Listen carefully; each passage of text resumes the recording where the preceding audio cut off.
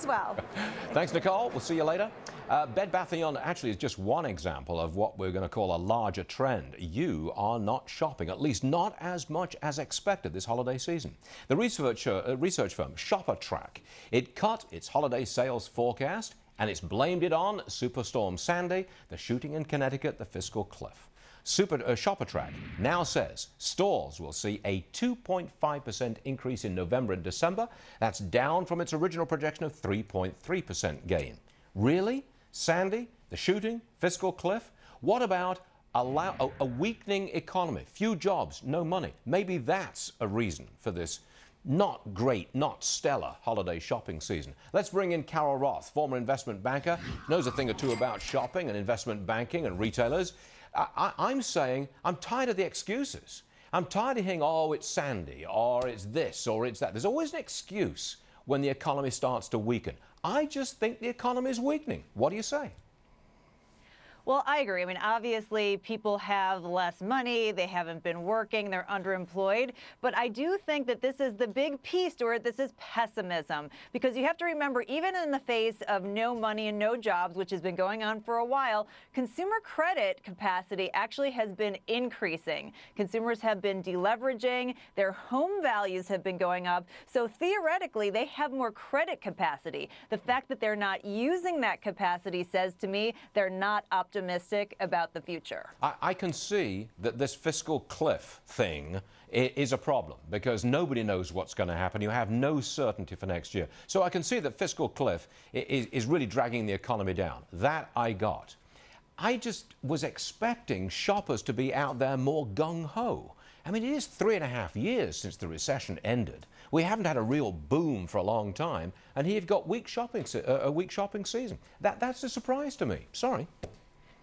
It's a surprise to me as well. You would think that consumers would have the pent-up demand and with this extra capacity be out there spending more. And so I do think that it's a huge signal to say that whether it's the fiscal cliff, whether it's worrying about being able to get a job or to increase their level of employment, the consumer, who usually tends to be more optimistic than they should be, right now is saying we're not optimistic. And that's a huge issue, Stuart. I don't want to put you on the spot, Carol, but I think that next year, 2013, we'll see a growth rate for the economy between 2% and 3%. I think we're just going to bumble along all over again. What do you say? Yeah, I've been saying the same thing. We characterize that as sluggish growth, and I'm going to be at the lower end of that range. So we are, like you said, we're going to be lumbering and bumbling along. And look, Japan's done that for 10 years, right? So I feel like we're in that same position. We don't have a catalyst for growth. We don't have companies who are investing in the future. Instead, they're buying back stock. They're returning money to shareholders. So there really isn't a catalyst for explosive growth right now, and that's something we all as a nation need to be thinking about. I want to change subjects completely and talk about your dear friend Piers Morgan. Okay, earlier in the show, we ran a brief soundbite from a confrontation that he had with someone who was pro-gun, for want of a better word. I understand that you had a similar run-in with him on the gun issue. Let me run again the soundbite where here's Piers Morgan, British guy, comes over here, makes a ton of money, and look what he's saying to Americans. Roll it. I honestly don't understand why you would rather have people be victims of a crime than be able to defend themselves. It's incomprehensible. You're an unbelievably stupid man, aren't you? I think that's incredible.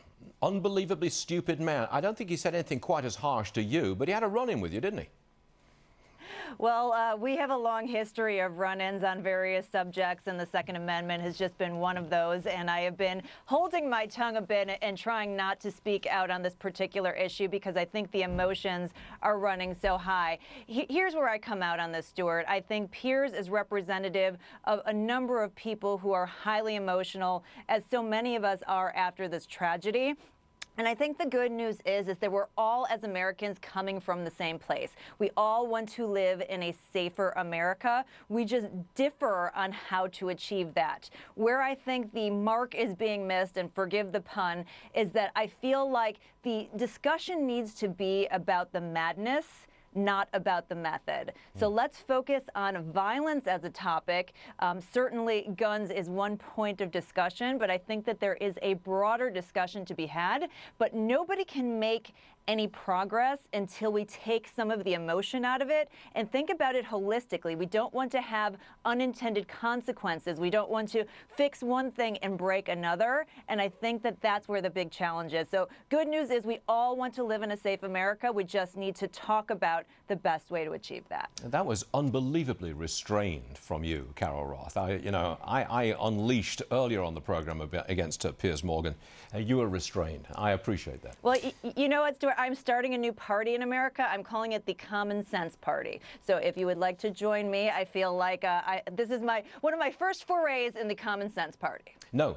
I'm starting a party. Immigrants who love America and are happy in America. That's my party. Okay, enough. How about a toga party? Could we start that one too? Don't get me started with that one.